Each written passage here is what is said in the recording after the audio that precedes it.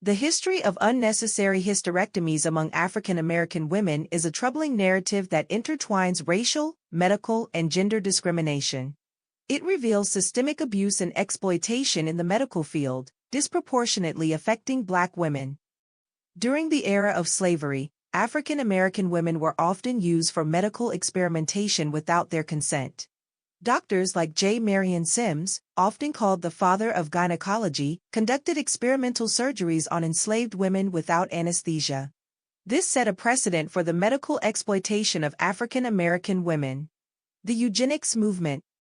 In the late 19th and early 20th centuries, the eugenics movement sought to control the reproduction of certain populations, including African Americans. Forced sterilizations were justified under the guise of public health and improving society. Many African American women were subjected to involuntary sterilization procedures, often without their knowledge. The Mississippi appendectomy. A term coined by civil rights activist Fannie Lou Hamer.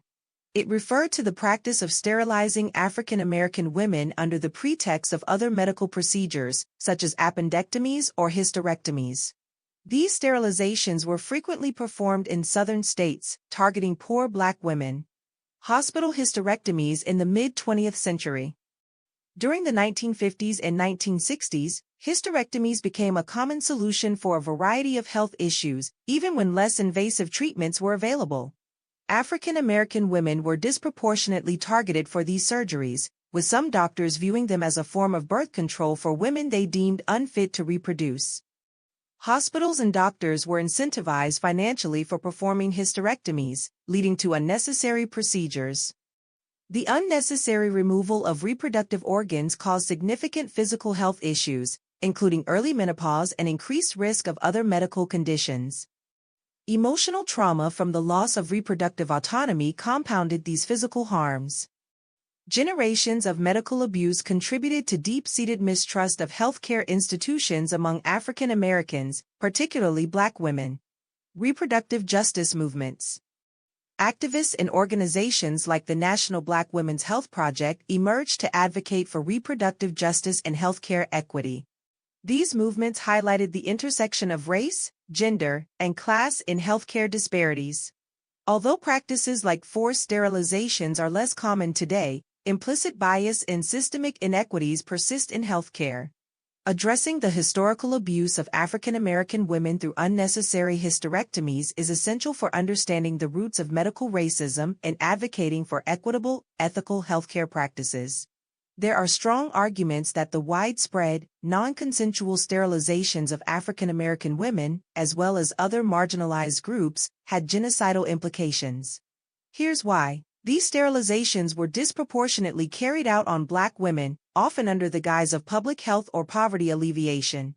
Officials in government programs and the medical community often justified these actions by suggesting Black women were unfit to reproduce, echoing eugenics-era ideologies. The eugenics movement, which peaked in the early 20th century, explicitly aimed to control the reproduction of people considered undesirable. This included African Americans, indigenous people, and other marginalized groups. Laws permitting forced sterilizations existed in more than 30 states, and many of these programs were implemented with racial bias. Many African American women were sterilized without their knowledge or consent, often during unrelated medical procedures. These practices denied women the right to control their own reproductive futures, effectively reducing birth rates in targeted communities.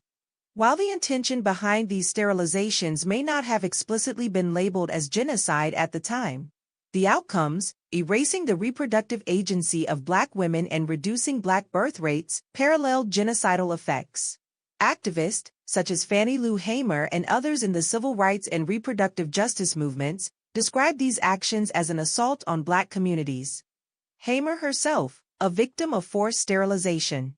Though the most egregious acts of non-consensual sterilization have largely ended, systemic inequities in reproductive healthcare persist. Addressing this history as potentially genocidal reinforces the urgency of holding systems accountable and ensuring reproductive justice for all.